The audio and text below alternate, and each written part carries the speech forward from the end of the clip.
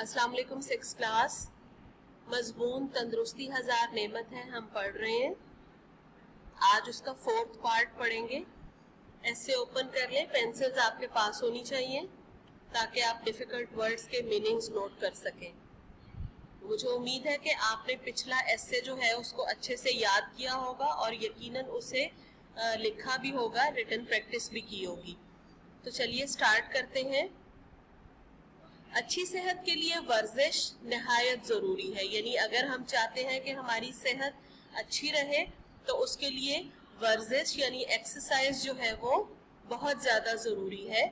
वर्जिश के बगैर खाना तवानाई और जिस्म की ताकत का ज़रिया नहीं बन पाता, यानी जब हम जो कुछ भी खाते हैं अगर हम एक्सरसाइज नहीं करेंगे तो वो जो खाना हमने खाया है वो हमारे जिस्म के लिए ताकत का और तवानाई का जरिया नहीं बन पाएगा।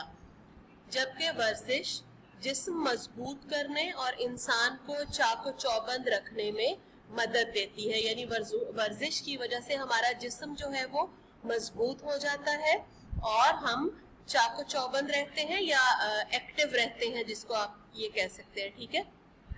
दौरान खून तेज होता है, यानी खून जो है उसकी गर्दिश या सर्कुलेशन जो है वो हमारे जिस्म में तेज हो जाती है। ठीक है।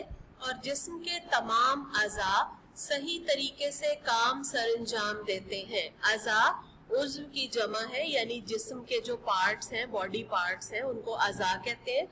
यानी जब हमारे जिस्म में खून की गर्दिश तेज होती है तो हमारे जिस्म के जो अज़ा हैं, जो पार्ट्स हैं, वो सही तरह से अपना काम करने लगते हैं। इसीलिए बिला नागा सुबह या शाम को वर्जिश करनी चाहिए। बिला नागा बगैर वक्फा किए। ठीक है। हर रोज, डेली भी कह सकते हैं, हमें सुबह या शाम को वर्जिश करनी चाहिए। दवा कोई वर्जिश से बेहतर नहीं, ये नुस्खा है कम खर्च बाला नशीन, यानी वर्जिश से बेहतर कोई दवाई नहीं है। इंसान बीमार पड़ जाता है, वो दवाइयाँ खरीद के लाता है, तो उससे बेहतर है कि वर्जिश की जाए, क्योंकि सबसे बेहतरीन जो इंसान के जिस्म को चाको चौबंद रखने के लिए जो चीज़ है वो वर्जिश है, एक्सरसाइज है। और ये ऐसा नुस्खा है जिस पर कोई खर्च नहीं, कोई चीज़ खर्च नहीं होती, कोई पैसे नहीं लगते, बल्कि इसके फायदे जो है वो बेशुमार है। कम खर्च बाला नशीन, यानी कुछ खर्च नहीं होता बल्कि फायदे बेशुमार हमें जो है वो इसके महसूस होते हैं। आप खुद भी वर्जिश डेली करते होंगे, यकीनन वॉक करते होंगे। तो जब हम वॉक करते हैं, अपनी सेहत का ख्याल रखते हैं, डेली एक्सरसाइज करते हैं, तो हम कम बीमार पड़ते हैं। ठीक है। तो डिफिकल्ट वर्ड्स जो हैं वो मैं आपको बता रही हूँ, आप उनकी प्रैक्टिस करेंगे।